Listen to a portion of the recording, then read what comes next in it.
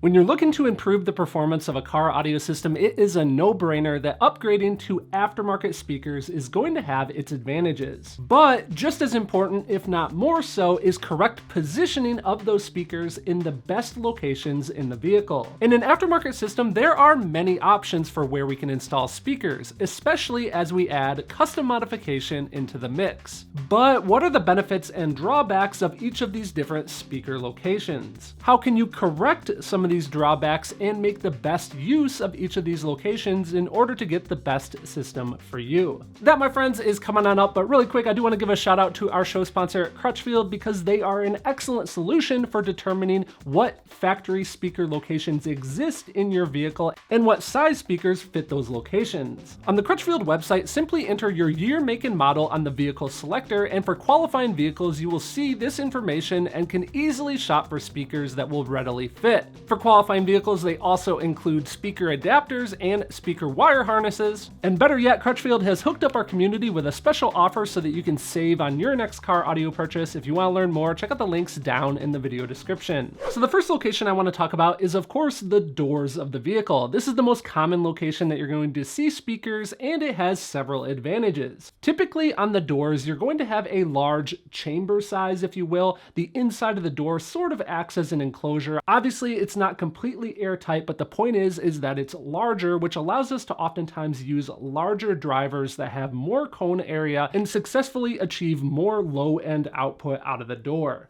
Don't forget that that large amount of real estate on the doors also allows us to easily add an aftermarket installation location if need be as well. That large amount of real estate gives us an option for adding multiple drivers, meaning that you could have multiple mid-bass drivers if that meets your system goal, or you could do different size speakers, which would allow you to have a mid-bass, a mid-range speaker, and potentially even a tweeter all in each door. In fact, in today's latest vehicles, they are oftentimes including a spot not only for the mid-bass woofer down in the bottom of the door, but oftentimes also for a mid-range straight from the factory. But with all that said, there are some disadvantages to the door locations. First off, generally speaking, the drivers in the doors are typically more aimed towards the center of the vehicle rather than at our listening position. For this reason, it is important to pay attention to the dispersion pattern of our speakers and select proper crossover points during the design of our system. This is a bit more of an advanced topic, and I don't want to cover it in this video for the sake of time and to stay on topic, but if you guys do want to learn more about that topic, I'm going to have another video linked at the end of this one. So moving on, there is a solution though that we might want to consider depending on our system design, and that is to make speaker adapters that slightly angle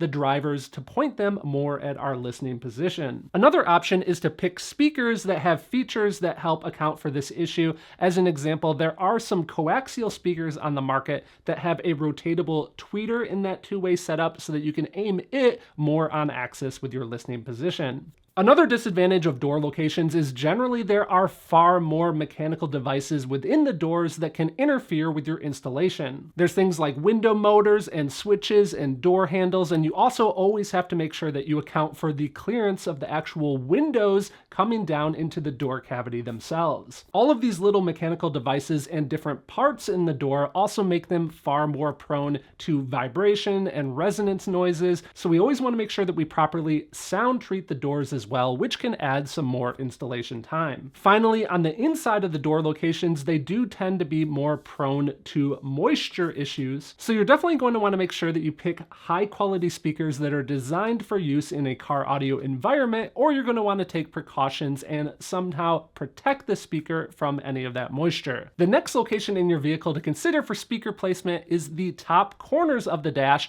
or the center top of the dash. So an advantage here is, again, now more than ever, we are seeing these locations being used from the factory. I feel like a lot of older vehicles had mainly dash locations and then it went away for the longest time, and we are back to the OEMs adding those spots again. This is a good thing though, because it gives us a lot more flexibility in the design of our system. Rather than all the sound being low in the doors, it's going to bring that stage height up, and it just tends to sound more natural. natural. Another advantage, with the closer proximity of those locations to our listening position, we don't need to drive the speakers as hard to get an acceptable listening level. This is advantageous as we don't need to exceed the system's performance and add any unwanted distortion. Now, in the case of adding a center channel speaker location, this can be advantageous as it really has an impact on the center image of the vehicle. But it is worth noting that this does often come with the complexities of integrating a proper up mixer into the system to send signal to that driver. It is worth noting that having a single driver that is firing directly into that reflective surface of the windshield can sometimes be difficult to control. And that leads us into our disadvantages, because the same goes for the corner speaker locations of the dash. Since you have all these hard reflective surfaces near where that driver is located, the dispersion pattern can be hard to predict, and it can lead to constructive and destructive interference. Another disadvantage is usually these speaker locations are pretty small, which means you're only going to be able to add a 3.5-inch or maybe at the largest a 4-inch driver. Another issue is in these locations, it's difficult to isolate the rear wave from the speaker from the front. And to give you guys an example, I know a lot of you guys know that it is advantageous when you install a larger speaker into a door panel to make sure that we are sealing the back side of that speaker.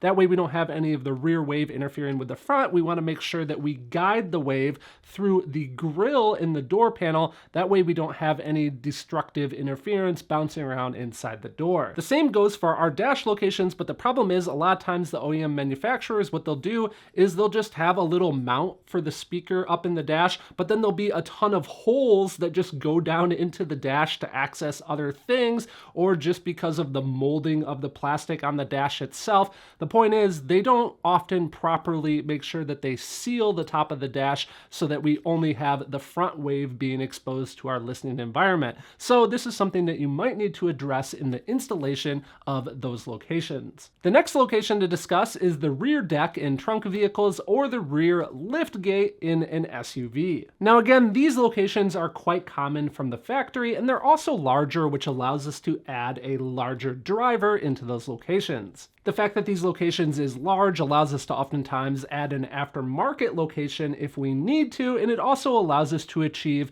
more low-end performance. In fact, in the application of trunk vehicles, you have that full trunk airspace that can kind of act as a simulated enclosure, if you will, and bring you a ton of mid-bass and low bass from rear 6x9s, just as an example, if needed. But again, there are some disadvantages, just like all the other speaker locations, and in this case, the biggest disadvantage is the fact that these speakers are now behind you. These locations pull the soundstage to the rear and can destroy your overall imaging if they are too loud. That's not to say that you shouldn't add them. The goal with these speakers is to add ambiance and to make the listening environment kind of feel like it's larger than it is. So the main point here is to have those locations complement the listening environment rather than being the main focus. The best way to make sure that you can make those corrections is to do proper tuning and implement something like a digital signal processor into your system. Now the next speaker location is one of my favorites, and that's the A pillars of the vehicle. That's the pillar that is between the windshield and the doors,